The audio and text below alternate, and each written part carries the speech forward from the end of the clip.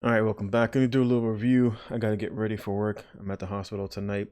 Do want to do some reviews on levels. As you can see, the market has been pulling back pretty hard, but it's actually quite early in the pullback.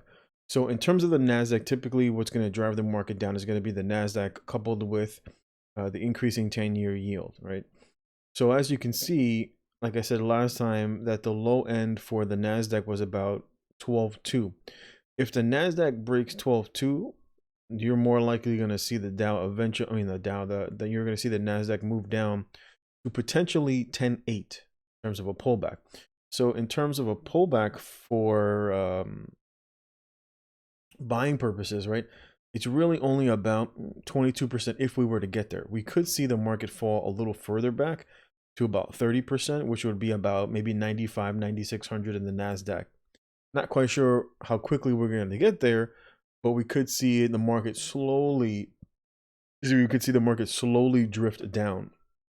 As you can see, we did hold that 12.2, and then of course looking at the Dow, the market again, the Dow held above 30,008, which was that little channel that we were in. We channeled it up again here, and then we eventually broke down, and we're basically holding it. You can see that right there.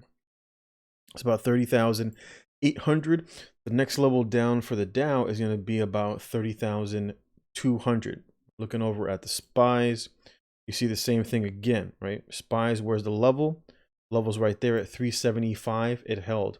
Your next level is going to be 364 in the SPYs. So depending upon where your stock is, trade accordingly. Right. So in my last video, I warned, of course, about stocks like, APXT, Fuel Cell, Riot, etc. Right. Talked about all these different stocks, and especially in particular, Fuel Cell. For a lot of you people who are buying and holding, I told you that if the market pulls back, that this stock will pull back hard. There's no value in this company. It's a zombie company. So when the market pulls back, it's going to pull back. It's going to pull back hard, right? And so that's basically exactly what happened. I was actually short this stock. So, and I'm long today. I bought a little bit today, but I was short. So I ended up shorting a little bit over 100 and something shares, and ended up riding it all the way down from down here. I think about 17, and I covered down here at about 14 and change. Unfortunately, it came even further down into the 12s, and I was like, shoot, I got to go long. So I ended up buying 100 shares of Fuel Cell. I'm along at 13.90. So just looking at the P&L. Oh, all right. So like I said, we'll just look over at the P&L from today. You can see my P&L today. I went long APXT. I bought a little bit of APXT down here. Like I said, I went long Fuel Cell. I covered my short and went long. Still holding. I bought a little bit more of Golden Nugget. It seems like it's at a fairly valuable place. I wish I would have bought it a little bit lower. Neo 38s, free. If you bought 38s, I missed it the first time I hit 38 during the day, and I put my buy order in again. I was hoping to gather a little bit more. I did buy a little bit more at the end of the day in the M1. I put another 250, 38 in that area. I like it. That's where I'm buying it, and I'm long. Peloton, we'll go over Peloton. I only bought 5 shares, probably going to ride it up for about 10 points if I can get 10, 15, 20% on the pullback. SQQs, I talked about the SQQs the last time that I said the market was going to go down. So in the M1, I purchased 50 shares of the SQQs. This was actually a 280 share trade that I went long from 14.10. Covered some of it around 18.9, around 15.80. I think I got a little bit at 16, and it went to 16.25, and basically holding on to this last 100 shares. TNK is the tanker company. It's the shipping tanker company that I talked about. It did come all the way up to 14s, backed off obviously because the market had been pulled back. So I saw that it was basically holding and of course coming back up above 13. I said before, 13 was the resistance where it's basically on the support. Even though we trade below it, you see the stock inches back up to its area of support. Same thing with Fuel Cell. Fuel Cell did the exact same thing. Looking at Fuel Cell, I was a little weary because I was already going short here. And so what I did was looking at Fuel Cell on the chart right here, just pull up, looking at the 1 hour, which is basically where I build my short. When the stock came above to 16, as you can see, there was a ceiling here, a ceiling here, and I kind of figured that it was the same thing was going to happen. So I ended up shorting a little bit more right here, and then basically rode it all the way down. Looking at the chart over here, like I said, the support for fuel cell was 14. Where did we trade? The stock traded all the way down to 1260, and at the end of the day, what did it go right back up to? The support, right? So it's important when you're trading, you have to know your supports, you have to know your resistances, because even though there's going to be a lot of wiggle room, right? There's going to be a lot of overselling, which is what this tail, when you look at the candles, right? When you look at your candlesticks, you're going to see sometimes these long tails or wicks on the upside, on the high end, you're going to be the wicks. On the bottom end, they've typically referred to them as the tails. But typically, it's what you're going to look for at the end of the day. If you're swing trading for several days or for several weeks or even for several months, the intraday activity should not be bothersome too, because the only thing that matters is where does the stock close, where does the stock open, etc. Right? So that you know, is it respecting your supports and resistances, or is it looking for new supports and new resistances, or is it breaking out to the upside? Is it breaking down to the downside, right? And so we saw multiple times. You can see it right here, right? You can see even though the stock came all the way down to 14, at the end of the day, it closed at 16, right? So there was a lot of intraday movement. So if you knew that, because you should have seen it right here, where there's one day here where it hits the support, another day where it hits the support. So on the flip side, when you see the stock coming down on the other end, you're going to think, okay, I've got support here. So I don't want to buy it up here. I want to get the cheapest stock possible at 14 or even a little bit below. So that if I'm wrong, I'm not wrong up here, then having to sell down here. I could be wrong here. I give it a little bit of room to wiggle. And then if I'm wrong, I get out. Or if I think the stock has the potential, maybe I want to accumulate more because maybe I only got in, let's say 50 shares, but my goal is to get 150, 200 or 500 shares.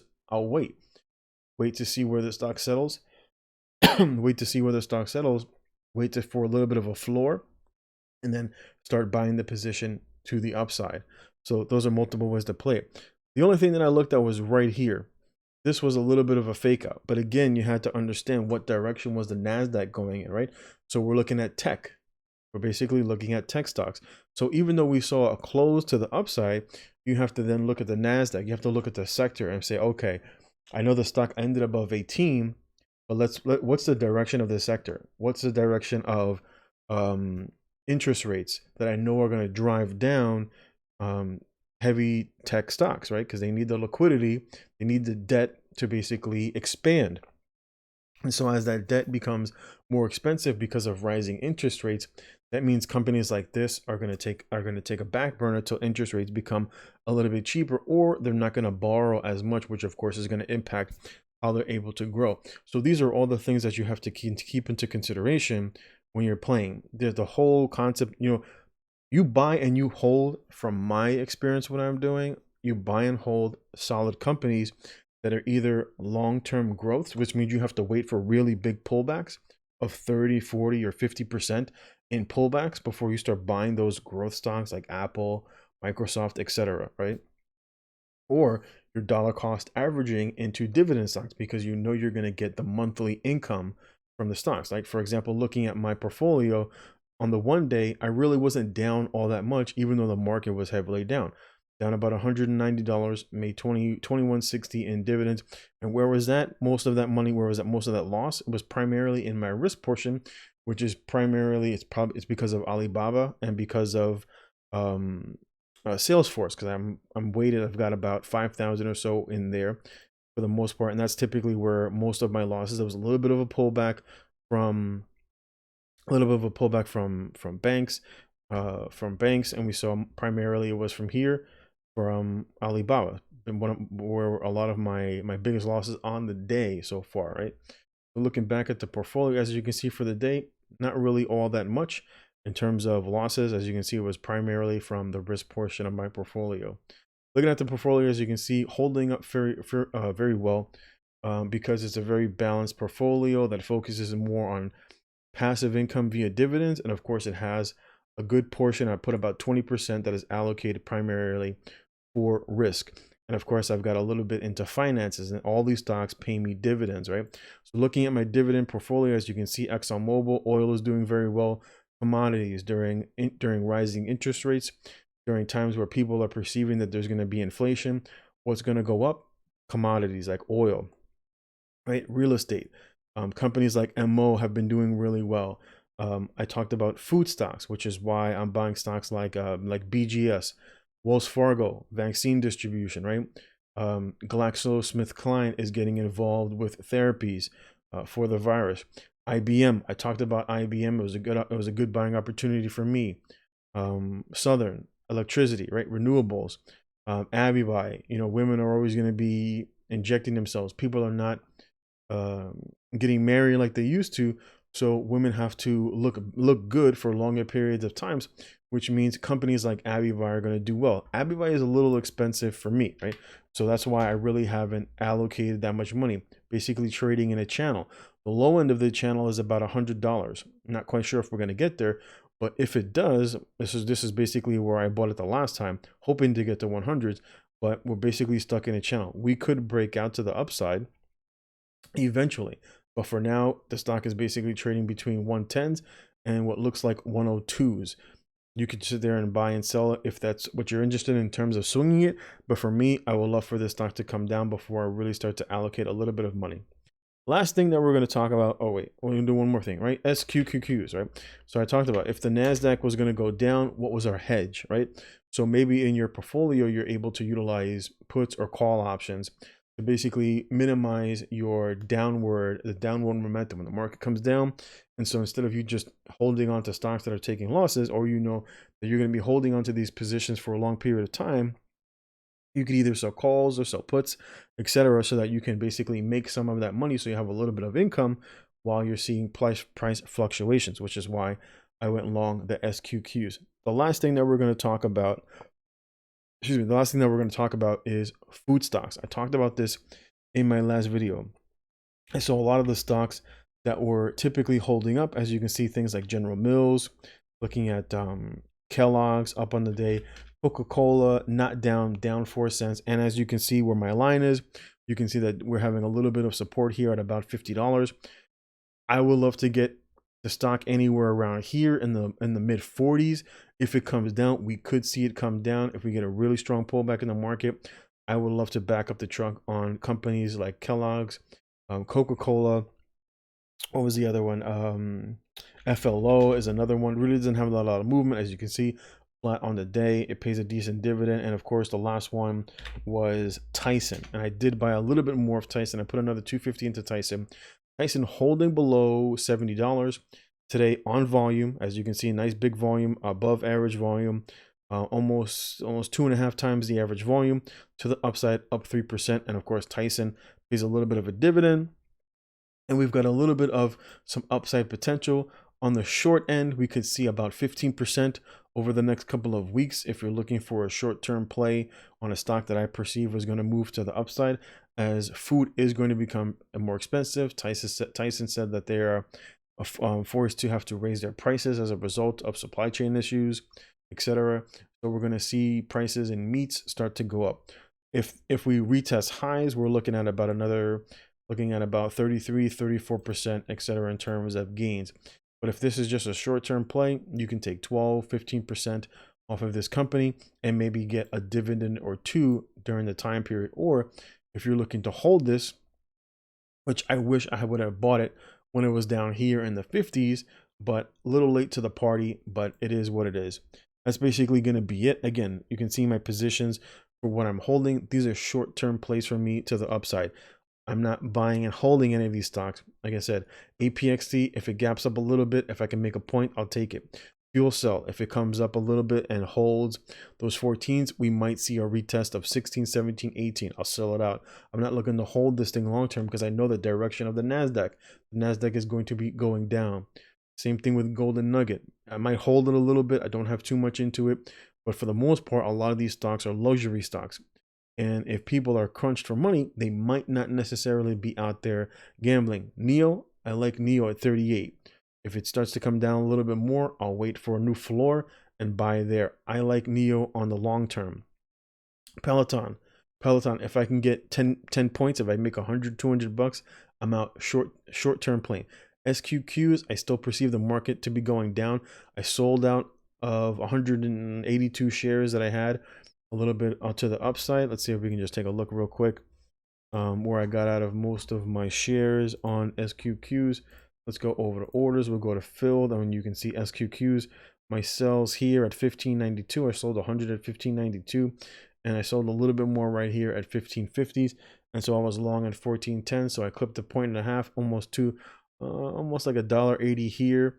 That's basically 180 shares. It was about maybe a 400-ish play. But I do, if it pulls back, I'll be able to buy a little bit more, as I perceive interest rates will still go high, and that will drive the NASDAQ down further. So this is basically my hedge in my portfolio, basically to the downside, along with stocks like, for example, TNK. But that's going to be it for here. This video is already getting a little bit longer, and I got to get ready for work. I will check you out next time. Oh, hopefully maybe we'll do like a little dividend. I can just, as you can see right here, for the end of the month, like I said, for the month we were up in terms of dividends, right, 327.